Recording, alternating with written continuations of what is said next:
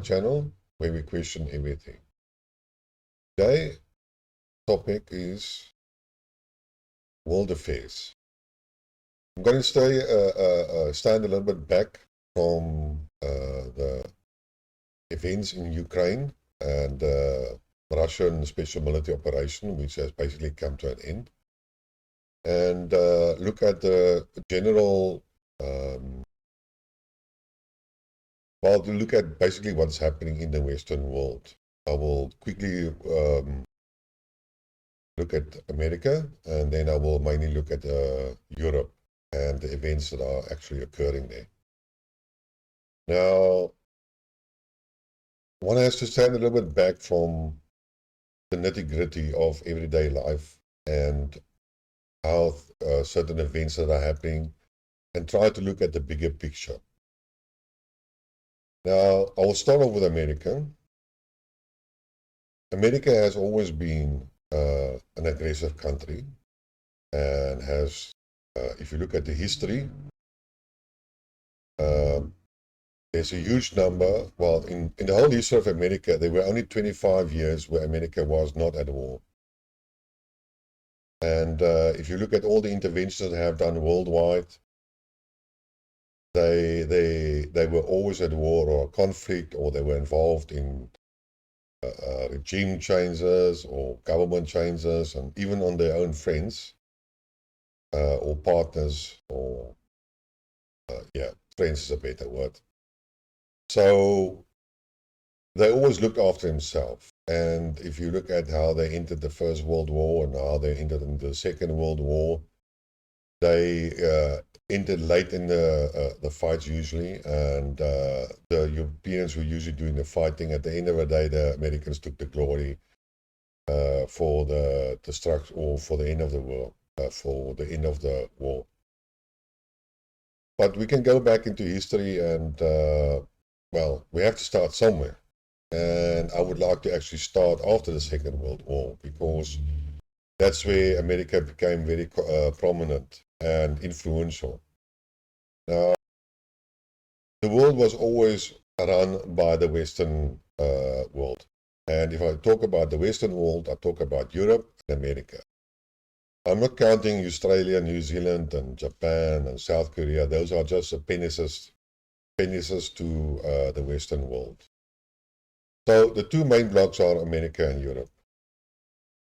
And during the Second World War, because the war was in Europe, America was not really affected. No infrastructure was ever destroyed, no industry was ever destroyed, and they could produce and manufacture. And as you all know, all wars are very profitable. And what has happened is that America gained a very prominent position in terms of industrial capability, because they manufactured and supplied the Allied forces with all the armament. They made huge profits on that, and economically they were very strong. Then was the agreement that after the Second World War, the dollar would become the international monetary unit, and that gave him another boost for their own economy and their own society. And although it was originally, was thus accepted by the major powers, and there was sort of a balance because the US dollar was always pegged against the against the gold. And during the years from 45 up to about 72, when the Americans went off the gold standard, the US dollar was already entrenched in world economies, and the world economies or reserve banks held the US dollar as a reserve currency. And it wasn't, and when the Americans finally decided to separate the dollar from the gold standard, nobody could really do something about that, because they were all committed. And if you look at the strength and of the American military and the influence that the Americans had, basically they captured most of the world and conquered, well, indirectly conquered it and made it a colony of America. Now, we can talk about the Germans and the Nazis and Hitler and the Second World War, but I'm not going to talk about that. But after this, by the end of 45, when the Second World War was settled, there were some major proposals how to deal with Germany. But at that time, the Russians became stronger and more influential, and basically the Allied forces split in that sense. And well, the new adversary became the Soviet Union. And so they couldn't implement all these plans, ridiculous plans, but again, I'm not going to go into those details. But somehow, the Germans were always considered as a threat to the rest of the Western world. It was also one of the reasons why the First World War was ever started, and also one of the reasons, there are multiple reasons, why the Second World War started. Economically wise, Germans became too strong, so somehow the rest of the European countries couldn't really compete with the Germans, so the Germans had to be artificially kept down and controlled. And well, what happened? There is a conspiracy theory. Well, firstly, the Holocaust situation gave the Allied the Americans and German, the English and the French a good tool to control the German people. And that is what also happened. And there's a conspiracy theory that the CIA was actually involved in forming the EU, and it was also involved in controlling the media and the government in Germany. And the whole objective was to have a propaganda campaign onto the Germans in order to psychologically weaken them by feeling guilty about the Second World War and the Holocaust, and to keep them down in terms of emotionally, so they will never become aggressive again, and they will never start another war. And then because they knew that the Germans would, in any case, from an economic point of view, again, build up the country and become an economically powerhouse, they forced all the war reparations and the payments for the Holocaust onto the German population. And by that, they had some influence on the development of Germany. And that's why you find that most of the Germans today, they are feeling very, very guilty. They are totally woke. They have all these idealistic type of views. And they have basically become spineless people. And that is what has happened throughout the years since 45 by the deliberate attempts by the Americans and the English people to keep them down. Well, that is happening. I'm not blaming anybody. That's more or less how I see it. And then also the EU was created in order to contain the German economy by making them the centerpoint of the EU, which was initially an economic union. Just remember, it was an economic union in order to facilitate trade between all the countries in Europe, including Britain, and to contain the German economy, so that they had to contribute to financially to the rest of the European countries in terms of the PIGS countries, which is like Spain and Italy and Greece and so forth and so on. So by that method, they could contain the German economy and make them not strong enough. So this has progressed throughout the years. At one stage, unfortunately, it didn't happen totally like that. Initially, the French were the most dominant country and call it the main leader. And then when Germany recovered from the economic situation, became the strongest economy again in Europe, well, basically the EU has failed. Then the German became the dominant country in the EU itself.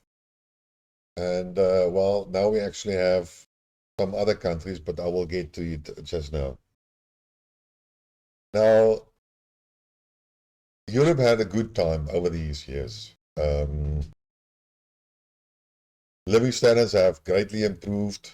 There were a lot of social programs. I believe that apart from the Swedes and the Norwegians and Finland, Germany has one of the biggest social programs. Well, they pay also a hell of a lot of taxes and so on. The French also has some social benefits. Also England with a healthcare that they have, the National Healthcare Act. And so the living standards have quality improved. Now, if you look at the basic needs, I always forget them with the whole name. Just let me get this. In any case,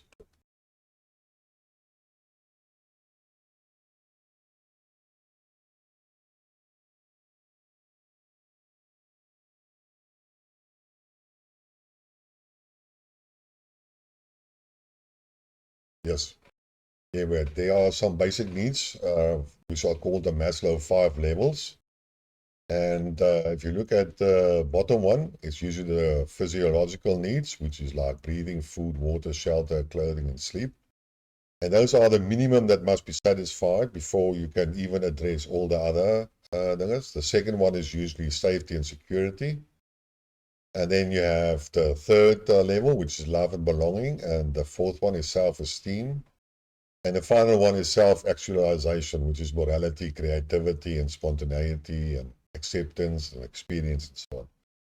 Now, when you're usually young into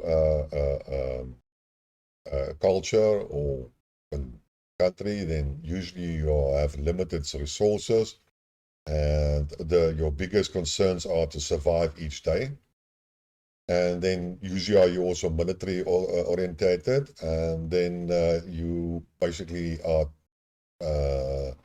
trying to satisfy the basic physiological needs you have. Only when you start increasing your living standards or your resources can you go up to another level, which then concern about safety. And that then increases, you get to love and belonging. A typical example would basically the Roman Empire. Initially, the Roman Empire were very military and they conquered a lot of countries. And then they became more richer, and at the end of the day, they were more comfortable and more weaker in terms of physical strength, and they were becoming more philosophical, and then human rights, and then a lot of parties, and at the end of the day, they were overrun by the barbarians. They were destroyed. It's a typical cycle that any culture or any empire that goes through it. And what we have is at this stage is that we have all 5 stages in Europe. People are living well, and I can't actually here, I'm emphasizing the countries that I'm talking about is the western part of Europe. If you look at the Eastern Bloc's countries that have joined the EU, that's not the same happening with them. They're still struggling. And if you look at how long they've been waiting to join the EU, and if you have looked at what they have benefited from the EU, it's actually very little. So I actually don't understand why most of these countries want to join the EU. In any case, so if throughout the years there was a slow transformation of the EU economic zone, to the EU that we know now, when the euro was introduced, which is like a common currency, which alleviated trade. was well sold to the countries, but at the end of the day, it became they tried to bring all the countries together, and then the third phase was basically the political um, assembly or the political control of all the countries. And if you look at today's EU, we'll find that it has transformed from an economic union to a political union with the aim of finally consolidating all the countries into a single unit on a federal-based system, similar to what is happening in America, well, happened in America. If you look at the American, the USA, you will find that there are about, say, 50 states, and they have about 350 million people.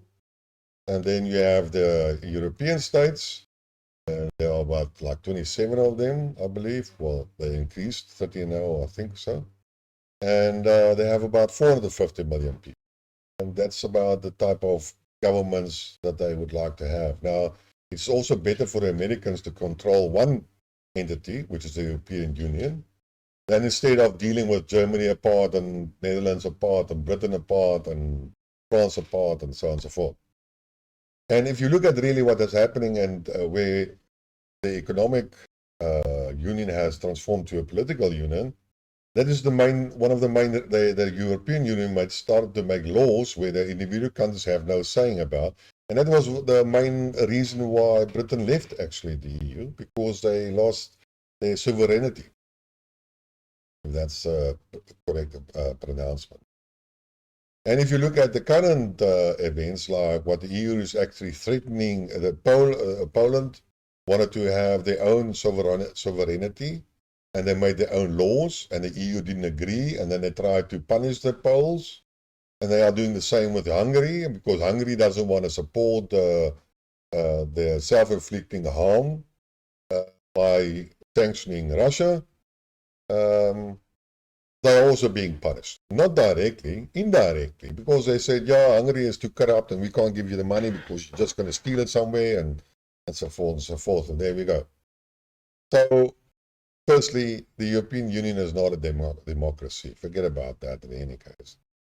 Neither for all the country, and I don't see really the benefit of joining the EU, and I don't understand why smaller countries are actually joining it, because they will just be controlled by the bigger bodies. A good example will also be the whole matter about Greece. I mean, what benefit did Greece have by joining the EU? Yes, they lied on their application, and they had some financial troubles, and I can agree with that, but it's supposed to be a brotherhood, and one for all for one, you know, type of thing. And at the end of the day, the Germans austerity onto Greece, and that didn't help them. I mean, the Greek people suffered. So what's the part of being a union that you are not supported? So the whole concept of Europe as a European Union is a fallacy. It's a control mechanism. It's a way of the elite to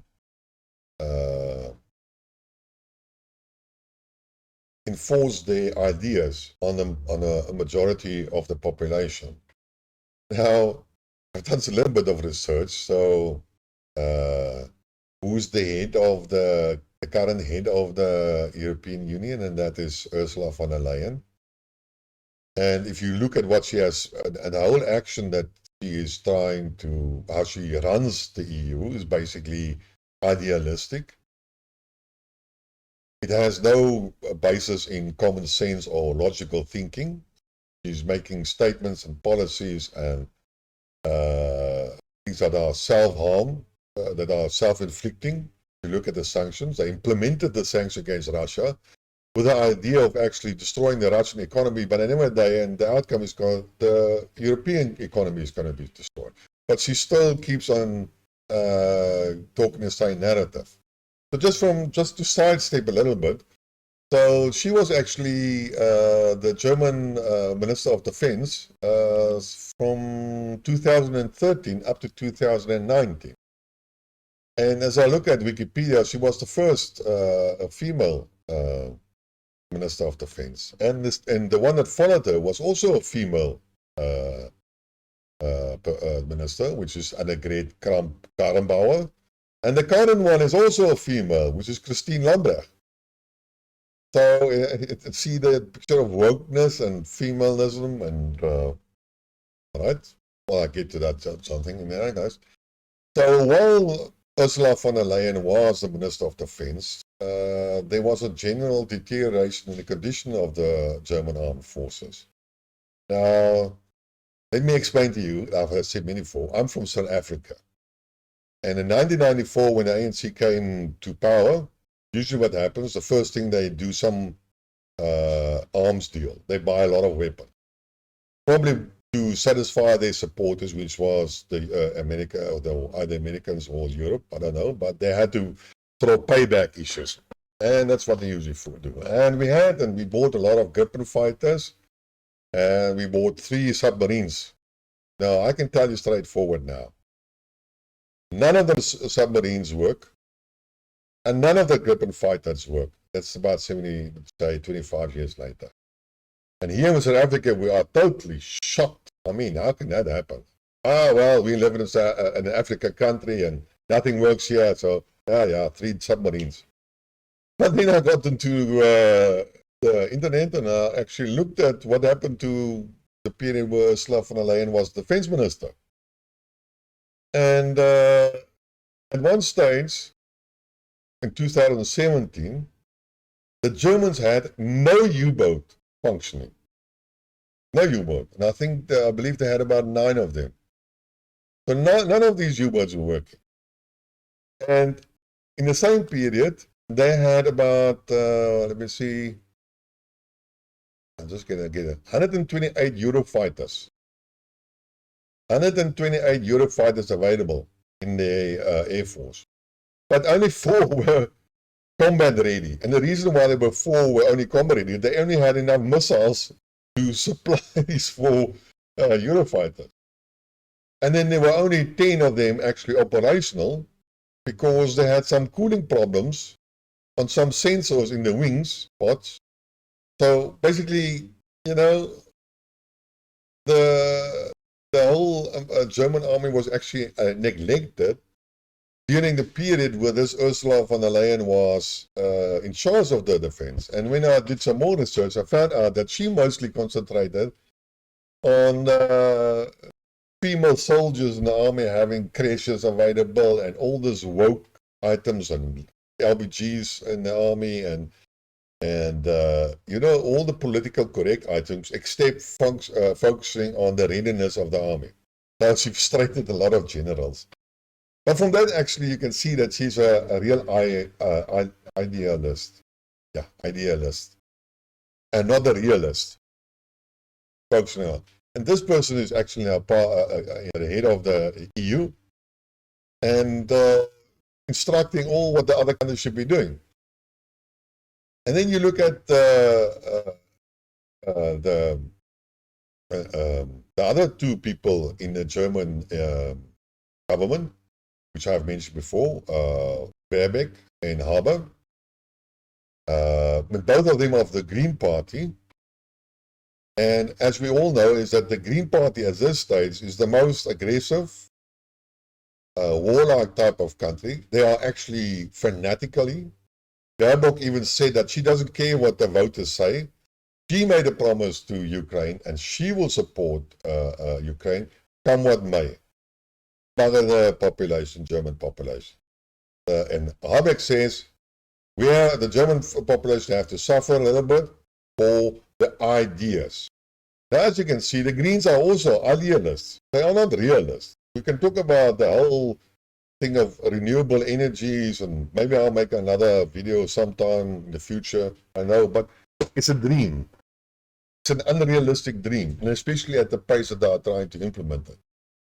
And that is why the Germans are actually having at this stage an energy crisis, because the Greens and the liberals or the idealists are seeing it as a huge advantage, because now they will get their ideas quicker done. But it's not realistic. In fact, this whole energy, what these guys, people are actually destroying the economy. And anyway, that's it. So I'll get back to another thing which actually inspired me to make this video today, is that I watched an edition of Crosstalk, which was shown yesterday. And there was one of my commentator, John Laughlin. I like him very much. He has some great ideas, and he doesn't always agree. So I like him very much, and it makes a lot of sense. But he unfortunately said that he believes that this whole energy crisis in Europe is actually a plan, was planned ahead. Now, he also said he doesn't want to sound like a conspiracy theorist, but if you really look at it back, and then you can see that it sounds like a conspiracy theory. Now, I can support conspiracy theories on a smaller scale, but not on a big scale where we have the whole world or the whole continents involved. Those types of conspiracy theories, in my opinion, are not always sound. I've made a video, and I will leave a link to it, where we talked, where one guy actually expressed that the reason why there's the energy crisis is because the money people wanted to make a spot price for gas, and thereby manipulate the gas market, and thereby increasing the profit. But that's only part of that. But if you really look at all the facets and so on, I'm a firm believer that the world is a very, very complex environment, and nobody can control everything. And you can actually see what's happening. The initial idea, which was was advocated as a conspiracy theory, was the one world government, the one world order, which means one world government, and the one government will control everything. Now we've already seen that is being destroyed. There is no more. It's a multipolar world now. So as you can see well, I will get to it now. So if you look at the people that are supposed to control in America, the government, the money people, the Rothschilds, and whatever you want to call them, and if you believe in conspiracy theories, then you have to assume that a few people can actually control the events over a much larger which I believe is impossible. There are so many variables that you have to control. That is, you cannot control events. There's always a risk that there's someone who's not going to accept it, and then we all know about the butterfly effect, and this one person will stand up and do something and throw the whole thing away. Because that one cannot be determined up front. That event cannot be determined. It will always be something like that. And in this case, we have Putin and Xi Jinping and what they are trying to achieve. So even if you want to consider the Klaus Schwab conspiracy theory and the Davos collection and those type of people, and if you want to think that the COVID, John Laughlin says actually that the COVID pandemic and what the authoritarian actions of the government were actually pre-planned, and it was a test run to see how the people will react, and that this destruction of Europe is actually the second phase, which is actually the main phase. The COVID pandemic authoritarian action was just a test run. I cannot support really that idea. It's just too complex for any individual or group of individuals to manage. Yes, people are to a certain extent predictable. Yes, you control people to a certain extent, and the saying always goes, but the saying also goes, you can fool all the people, but you cannot fool all the people all the time. So somewhere will something go wrong. Now, why I mentioned actually the Maslow 5 stages previously, is that the Europeans are well off. Now, I've got a lot of, if I have to go to war, I've got a lot of stuff to lose. So I'm not going to fight. I'm not going to go into the street. I'm not going to protest. because I can lose my comfort. But once you lose that, and you lose the second phase, and you lose the third phase, and you come to fourth phase, you come to the bottom one, where the physiological requirements are. You need food, you need shelter, you need warmth. Then you've got nothing more to lose. And then you will go into the street, and you go and make maracas, and there will be huge riots in the world, and it will turn in Europe, and they will turn into anarchy. Because at that stage, it's a matter of survival. Now, if you destroy the economy, yes, there will always be some that will survive, companies and so on. But a lot of people will lose their work. They will lose their income. They will lose their housing. People cannot even afford the proper heating, and they have to choose between heating and food. One has to ask yourself the reason. What I don't understand is what was the reason of the yellow vest? The yellow vest went, I can't remember, they went for 50 weeks they went on. And they started off by complaining about an increase in fuel prices. Fuel, petrol, diesel. And it wasn't that much, maybe 10 or 20% maximum, I can't remember. But we are talking about energy prices, and we are talking about a couple of 100% increase. So if you thought that the yellow vest was something seriously, then you ain't seen nothing yet. So I cannot agree that this was planned. What also came out in this talk is that the leaders, I totally agree with that, are idealistic. That's why I actually mentioned Ursula von der Leyen and the green idiots. Those people are idealists.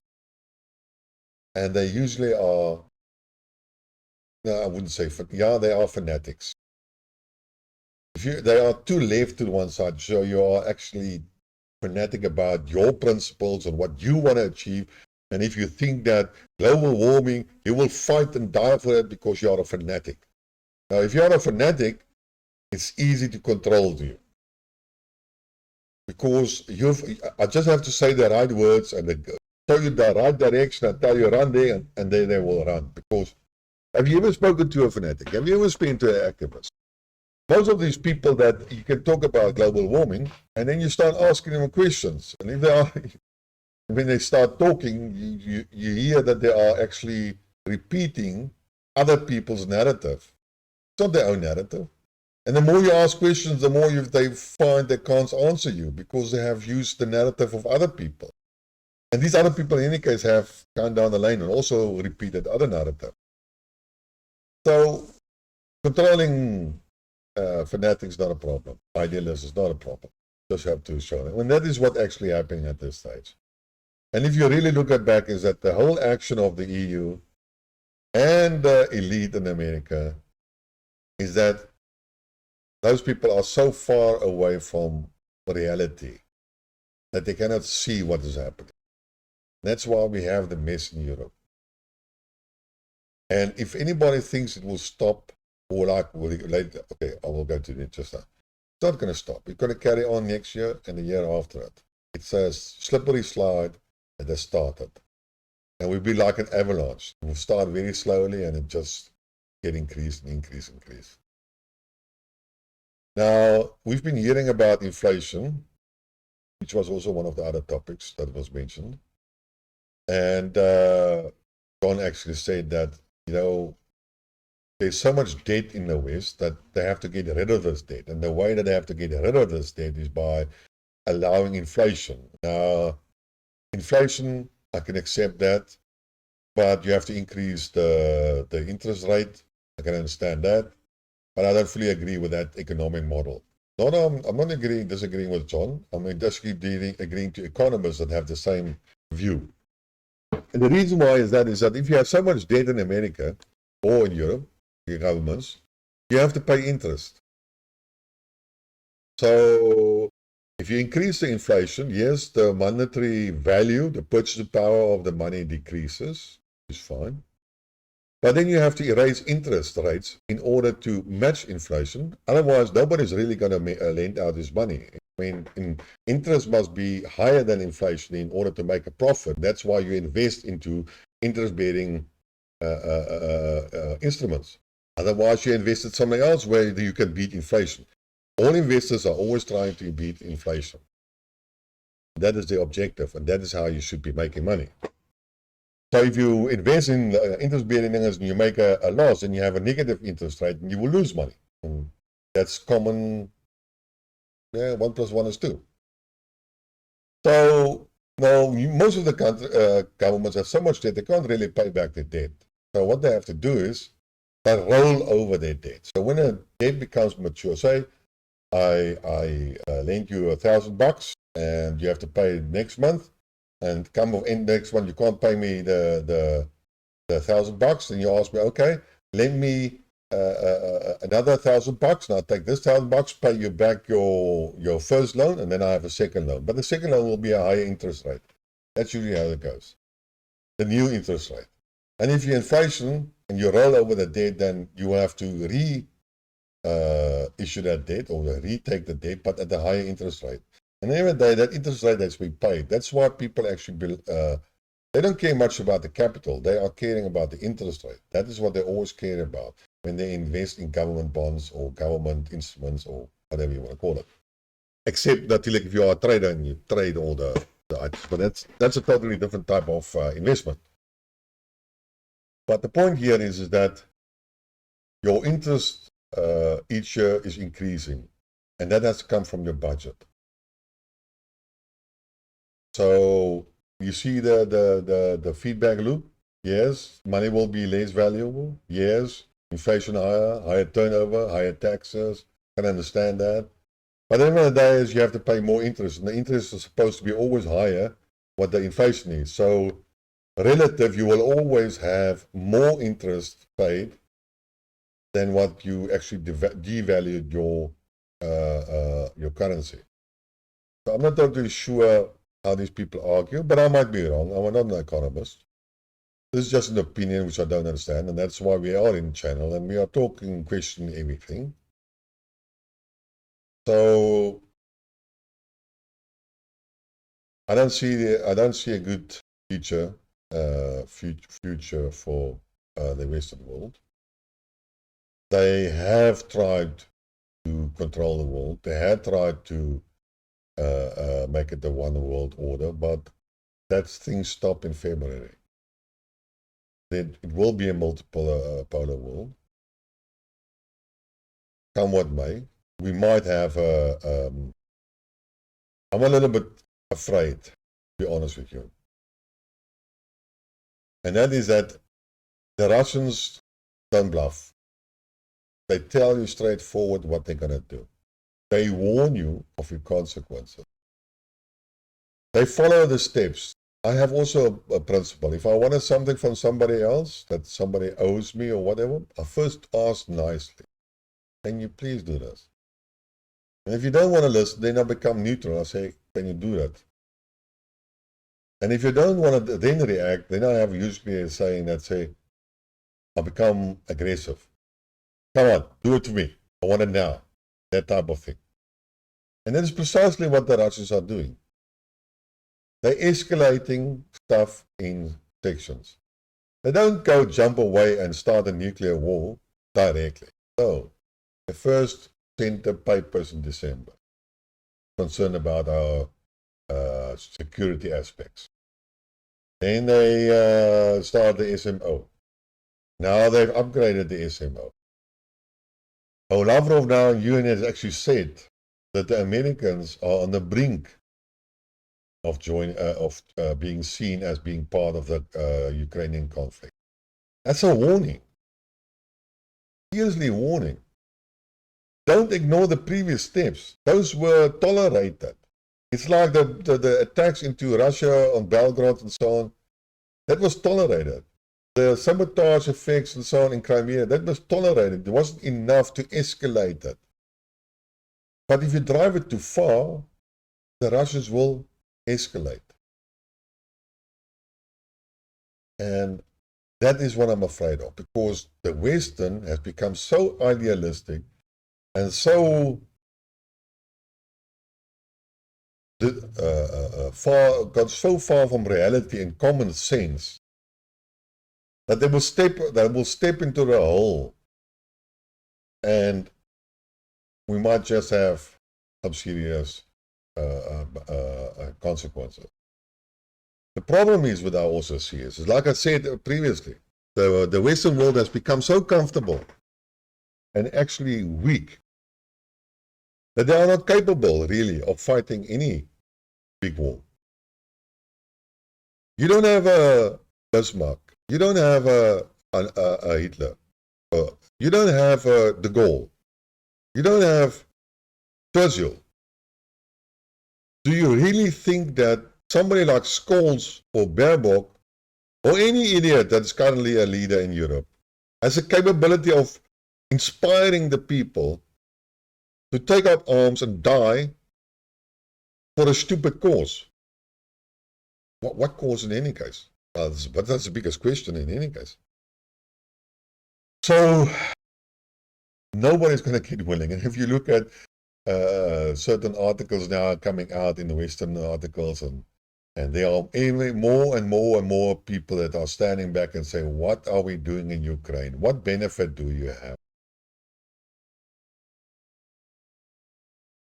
No Western person is really going to die, unless you have sorry, the Eastern countries of Europe, like Poland and Lithuania and Romania, and those are the guys that are there will actually fight, because they haven't reached the same level of comfort, and they don't have so much to lose. They have less to lose. The East Germans are even more skeptical than the Western Germans. And how long has it now been since the Berlin Wall has fallen? The Eastern Germans are not the same. And what there was promised by reunification also didn't really happen. Now, if the same country if two parts in the same country, which is Germany, doesn't even have the benefit of being united with the Western Germany, how the hell does any small country like Moldova or Hungary or Georgia think they're going to benefit by joining the big bloc where Germany and France and all these other guys were controlling? So they will be eaten for breakfast. They will be exploited. Well, there's so much things I could actually say about that. But if I was one of those countries, I wouldn't even join the EU. There will be really no benefit. Yes, they're going to maybe give you some billion, but nothing is free. Nothing in life is free. So they give you a $1 and they will take $5 from you. Because I understand the wages are in any case a lot lower in those areas than in the more western side of Europe. So, but people are being exploited. In any case, this is just today's summary on how I see the world. Tomorrow it might change. Events might change. And maybe in the future I will talk about it again if certain developments have taken place. So, for now, that is my story for the day. If you like what you heard, please press the like button. If you didn't like it, then press the don't like button. But at least press a button. And I'll see you again. Cheers.